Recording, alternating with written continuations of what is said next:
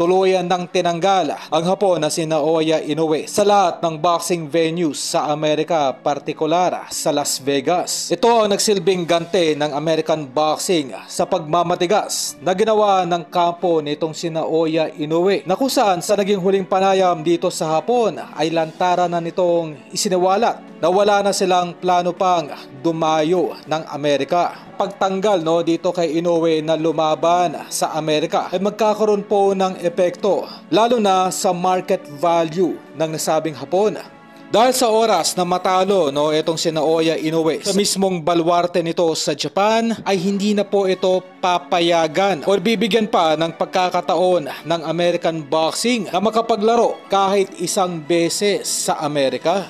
At kasabay ng mistulang pagban dito kay Inoue na lumaban sa Amerika, kasabay naman ng pagkakaroon ng contract signing nitong si Nakatani, kababayan mismo nitong si Naoya Inoue, na kung saan sa nasabing contract signing ay magkakaroon po ng 5-year contract itong si Nakatani sa Amerika, partikular sa Las Vegas. Sa isang naging interview kamakailan lang dito kay Nakatani ay binigyan diin mismo ng nasabing Japanese fighter na gusto nitong sumikat sa Amerika at ayaw nitong gayahin ang mistulang naging tradisyon ng kampo nitong si Inoue na hindi lumabas ng bansa. Kung ito man ay pala rin mamaya kontra sa ating kababayang si Astrolabio, ay baka lalo pong umakyat ang ranking nito sa pang-8 bilang pound per pound king ng taon. At para sa huling balita, kinumpirma na mismo ng Treasure Boxing Promotion na magkakaroon na lamang muna ng panibagong tune-up fight ang ating pambatong si Cuadro Alas sa bansang Japan.